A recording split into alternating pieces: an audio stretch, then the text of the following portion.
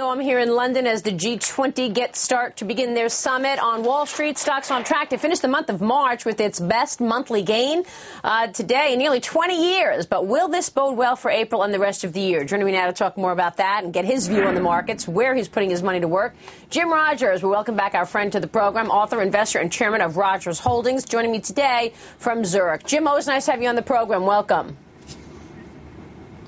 I am delighted, Maria. Bit of a delay between us, me in London, you in Zurich. Let me ask you how you're investing in this environment. Here we are wrapping up the quarter. Do you buy into this rally here? Well, no, Maria, I don't. I'm not very good at this sort of thing. It's very powerful, and it looks as though it's the kind of thing that might go on for a while. I am not participating. I think that maybe we have seen a bottom. I do not think it will be the bottom. So I am mainly sitting and watching. The only things that I have been buying, I've been buying more commodities, because if we have hit bottom, commodities are going to lead the way out, and if we haven't, they're not going to go down as much.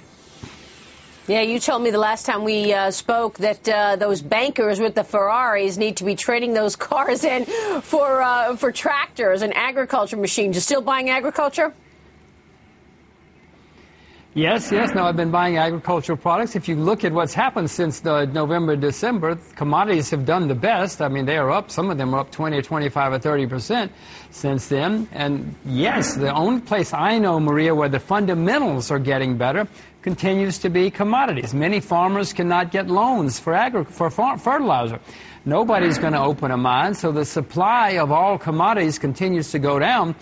Maria, the fundamentals for General Motors are not improving. The fundamentals for Citibank are not improving, but they are improving for commodities. And, Maria, as you know, banks everywhere are printing, and banks are printing huge amounts of money all over the world. That has always led to higher prices. I just don't see what I think they're crazy to do what they're doing, but I know the end result, and it's going to be higher prices for all of us.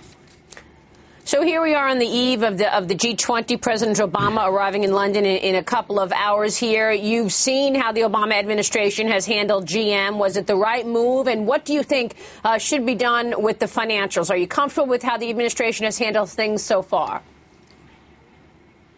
No, it's been outrageous what they've been doing. They should have let all of them go bankrupt. They are bankrupt anyway, Maria. Let them go bankrupt. Stop throwing good money after bad. Your mother taught you not to throw good money after bad. Your father told you not to throw money down a rat hole. Here we are doing it. You're propping up failed assets. We should be taking our money and putting it into good assets which can grow and prosper and make America great again. Not propping up bad assets. That's insane.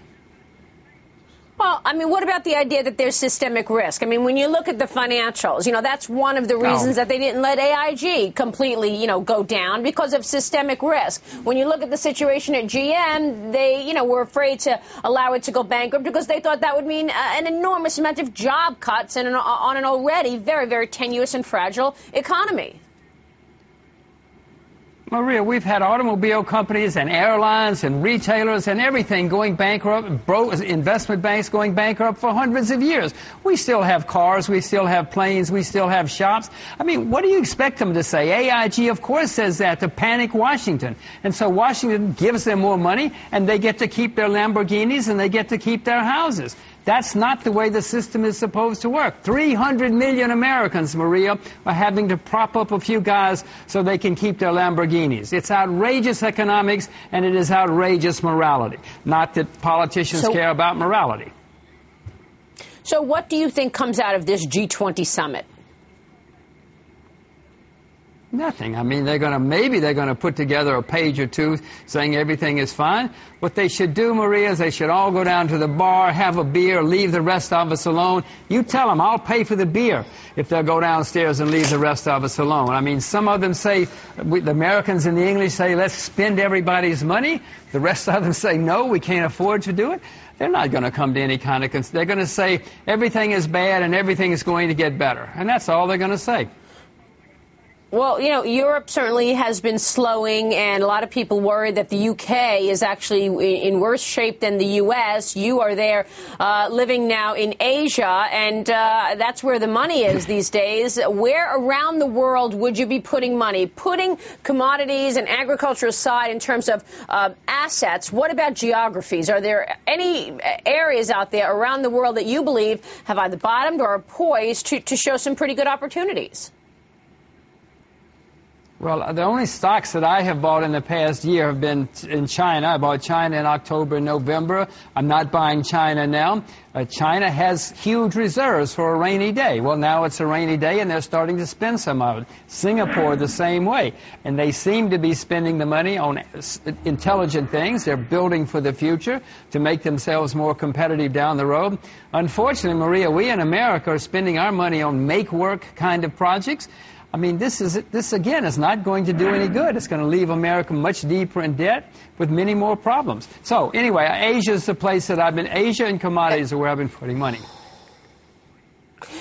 Jim, let me switch gears and ask you about the dollar. A lot of talk recently, certainly the Chinese talking about the idea that there could be a new reserve currency, or there should be. Where are you on that? About a year ago, you predicted we would see a dollar rally. We did, and even though you weren't buying into it, you said you weren't ready to unload your dollars yet. Now you're talking about getting out of dollar-based assets. Tell me about that.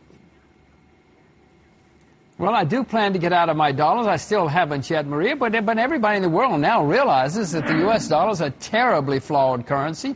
Other people are saying there should be a new currency. There should be. I mean, this is pretty simple stuff. America's deep in debt and going deeper in debt all the time. What it's going to be, Maria, I don't know. The world has the problem of where do we go next, and I don't have an answer. I know what I think I'll do with my money, but I don't see anything on the horizon which can replace the U.S. dollar, not anytime soon. Maybe the euro, but it would not be a long-term solution. And Jim, real quick on commodities as well as the Chinese economy, people are worried that this is really the last man standing, that is China, in terms of growth. How significant has the slowdown been in China? And do you worry that if that accelerates along with the rest of the world, that takes everybody down? Well, Maria, China cannot bail out the world. The Chinese economy is maybe a quarter the size of the U.S. and less than a quarter the size of Europe as a whole, so China cannot bail us out. Many parts of the Chinese economy are suffering very badly right now. Other parts are booming, so don't count on China to bail us out. If you want to invest in China, make sure you're investing in the right sectors, because some are going to have serious difficulty. If you sell to Walmart or Sears, you're having trouble, and it's going to get worse. And as far as commodities, your favorite one right now, Jim? Oh, agriculture. Maria, you should become a farmer. We should all become farmers. Farmers are going to be the most successful sector of the world for the next 20 or 30 years. We've all made mistakes on Wall Street. The things are shifting. The power is now shifting from the money shufflers to the people who produce real things. This has happened often in history. It's happening again. Get yourself a tractor, Maria. Jim, always nice to catch up with you on your travels around the world. Thanks so much for stopping by today. We appreciate it. Good to see you.